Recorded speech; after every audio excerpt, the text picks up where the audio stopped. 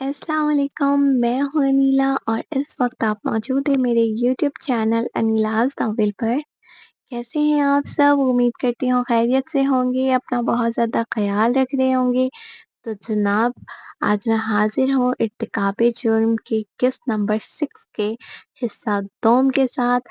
तो जैसा कि आप लोगों को पता है कि हिस्सा 2 मैं रात में 8 बजे अपलोड करती हूँ और हिस्सा अव्वल दोपहर 12 बजे, कभी 2 बजे इस तरह से अपलोड कर देती हूँ। तो आप लोग मेरे नॉवल के दोनों पार्ट्स, दोनों हिस्सों को देखा करें और दोनों पे कमेंट किया करें, मुझे इंतज़ार रहता है। तो जल्दी-जल्दी मेरे चैनल को सब्सक्राइब कर दें, बेल आइकन के बटन को लाज़मी प्रेस करें ताकि मेरी हर आने वाली वीडियो आपको बर वक़्त मिल सके। तो चलते हैं अपनी नॉवल की तरफ, हिस्सा 2। रिहाना बेगम जानबूझकर आयत को परेशान कर रही थी, जबकि वो तो बस कशमाला के बारे में पूछना चाहता था, लेकिन सीधे बोल नहीं सकता था। इसी बात का फ़ायदा उठाकर रिहाना बेगम सबके बारे में बता रही थी, लेकिन कशमाला का ज़िक्र नहीं कर रही थी। आयद उन्हें गौर से देख रहा था कि अब तो बस कशमाला ही बची थी और कशमाला स्कूल गई है। रेहाना बेगम ने कुछ देर के बाद कहा, ओह शिट! ये मैं कैसे भूल गया? कल उसने मुझे बताया था। आयत अपनी मुट्ठियां मसलता हुआ दिल में सोचा, जी आंटी, अब मैं चलता हूँ। आयत ने देखा जब उसकी दाल नहीं गली तो जाने का बहाना किया। अरे क्यों बेटा, रुको, चाय पीकर जाना। रेहाना बेगम ने कहा, नहीं, मैं चाय नहीं पीता। ये कहता आयत घर से निकल गया, जबकि यहाँ रेहाना बेगम अपनी हंसी पर काबू न पाते हुए खिलखिलाकर हंस पड़ी।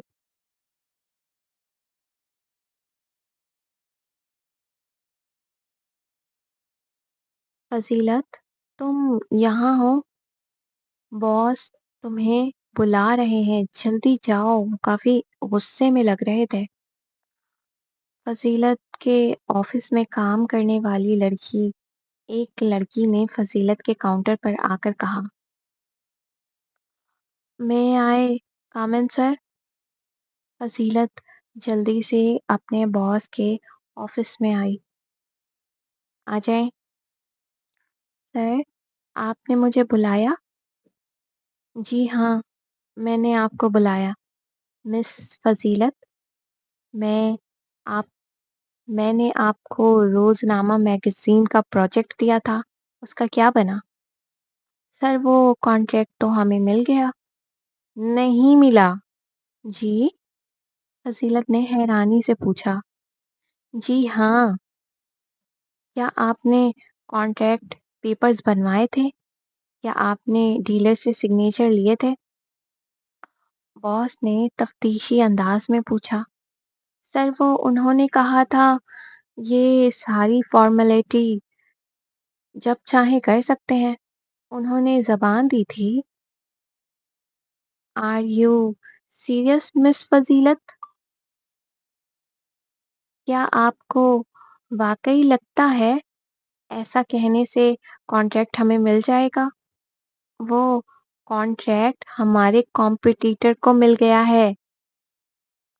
हमें 5 करोड़ का नुकसान हुआ है मिस फजीलत, सिर्फ आपकी लापरवाही की वजह से।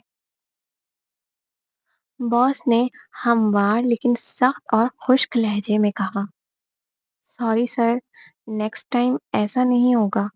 फजीलत दांतों तले उंगली दबाए बोली, फैशन मैगजीन का प्रोजेक्ट मैं आपको दे रहा हूँ और इसका कॉन्ट्रैक्ट कल के कल आपने हासिल करना है, वरना अपना इस्तीफा मेरी टेबल पर रख दीजिएगा। अब आप जा सकती हैं। जी सर, कहती फजीलत अपने काउंटर पर आते ही सर पकड़कर बैठ गई। क्या हुआ? ये हमारी फजलुर रहमान आज टेंशन में क्यों है बेटा? فضیلت کے اسکول کا دوست شہروز اس کے پاس آیا، جو اسی کے ساتھ آفس میں کام بھی کرتا تھا۔ یار شہروز، میں پہلے ہی بہت پریشان ہوں، مجھے اور پریشان مت کر، تو جا یہاں سے، فضیلت نے چڑ کر کہا۔ اچھا، تنگ نہیں کرتا لیکن بتا تو صحیح بات کیا ہے؟ یار وہ روز نامہ کا کانٹریکٹ ہاتھ سے نکل گیا۔ اس بات پہ باس نے کہا ہے کل مجھے فیشن میگزین کا کانٹریکٹ فائنل کرنا ہے، ورنہ کیا؟ شہروز نے نہایتی دلچسپی سے پوچھا۔ ورنہ وہ مجھے نوکری سے نکال دیں گے، وارننگ دی ہے۔ اتنا کہتی فضیلت رونے لگی۔ کیا؟ وہ تجھے نوکری سے نکال دیں گے؟ یار اب میرا کیا ہوگا؟ اب کون مجھے سستے جوک سنائے گا؟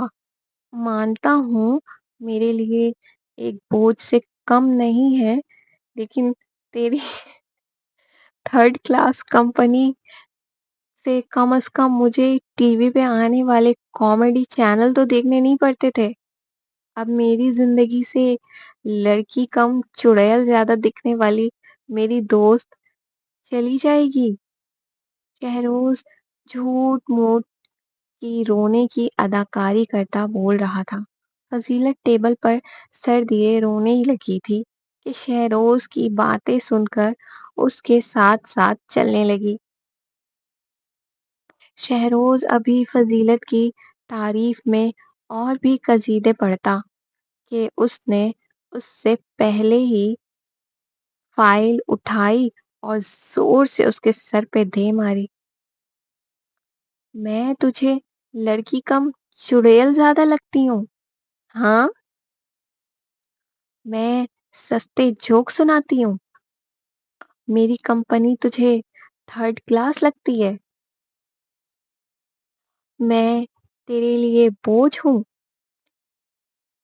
شہروز کے بچے، اب تو میرے ہاتھ سے زندہ بچ کر دکھا۔ فضیلت ٹیبل پر پڑی کینچی لے کر اس کے پیچھے دوڑی۔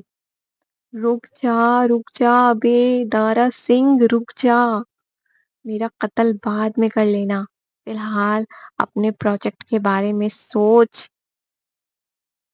شہروز اپنی چیئر کے پیچھے چھپ کر بولا۔ ارے ہاں یار، یہ تو میں بھول ہی گئی تھی۔ یہ سن کر فضیلت کا چہرہ پھر سے مرجھا گیا تھا۔ اچھا سن، تو ٹینشن نہ لے، ہم مل کر کچھ کر لیں گے۔ ابھی تھوڑی دیر میں چھٹی ہوتی ہے تو تیرے گھر چلتے ہیں، پھر تیرے پروجیکٹ پر جم کر کام کریں گے۔ ہاں یہ اچھا آئیڈیا ہے۔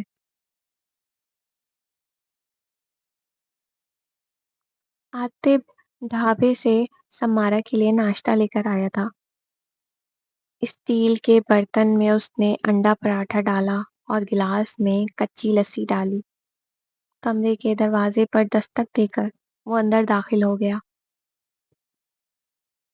یہاں میں نے ناشتہ رکھ دیا ہے، کر لینا۔ عاطف سائڈ ٹیبل پر ناشتہ رکھ کر خود صحن میں چٹائی بچھا کر بیٹھ گیا۔ وہ بھی ناشتہ ہی کر رہا تھا، لیکن اس کی نظر سمارا پر ہی تھی۔ سمارا دو انگلیوں سے پراٹھا اٹھا کر اسے آگے پیچھے گھما کر ایسے دیکھ رہی تھی کہ اس کی انگلیوں میں بھی دیسی گھی لگنے سے وہ موٹی ہو جائے گی۔ اس کے چہرے کے ایکسپریشن بتا رہے تھے کہ اس نے زندگی میں کبھی پراٹھا نہیں کھایا تھا۔ لسی کے گلاس کا سائز دیکھ کر تو وہ سوچ میں ڈوب گئی کہ کیا واقعی ایک بندہ یہ پورا گلاس پی سکتا ہے؟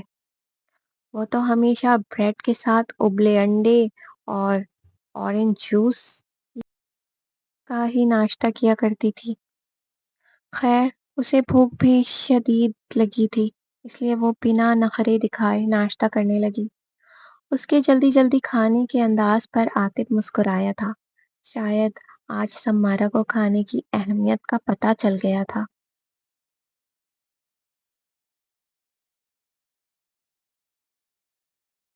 اندلب، میں تم سے بہت متاثر ہوئی ہوں۔ مجھے یقین نہیں تھا کہ تم اتنی زیادہ ہارڈ ورک ہو۔ اب مجھے واقعی لگتا ہے کہ تمہیں میں نے اپنی بوتیک میں رکھ کر عقل مندی کا مظاہرہ کیا ہے۔ Thank you ma'am. Gul Haroon کے منہ سے اپنی تعریف سن کر اندلب کی مزید حوصلہ افزائی ہوئی تھی۔ یہ بوتیک کی ڈپلیکیٹ چابی ہے۔ کل سے بوتیک تم کھولنا اور میرے کسٹمر کو بھی اب تم ہی ڈیل کرو گی۔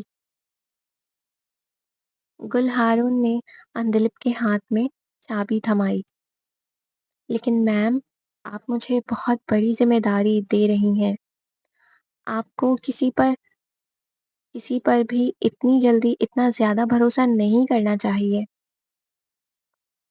تم اس بھروسے کے قابل ہو اندلب۔ میں انسان پہچاننے میں کبھی غلطی نہیں کرتی۔ تھینک یو میم۔ میں آپ کا یہ بھروسہ کبھی ٹوٹنے نہیں دوں گی۔ یہ کہتے ہوئے اندلب کی آنکھیں بھر آئی تھیں۔ میری دعا ہے اندلب، تم بہت آگے جاؤ گی۔ کامیابی تمہارے قدم چومے گی، انشاءاللہ۔ اندلب آنکھوں میں خوشی کے آنسو لیے ہونٹوں پر مسکان سجائے اس بات میں سر ہلاتی۔ آج کے ایپیسوڈ کا اختتام ہوا۔ تو آپ لوگوں کو یہ ایپیسوڈ کیسی لگی؟ اپنی رائے کا اظہار کامنٹ سیکشن میں ضرور دیجیے گا، مجھے بتائیے گا۔ آپ لوگوں کے بتانے سے میری حوصلہ افزائی ہوتی ہے، میرا لکھنے کا دل چاہتا ہے۔ اپنا بہت خیال رکھے گا۔ اللہ حافظ۔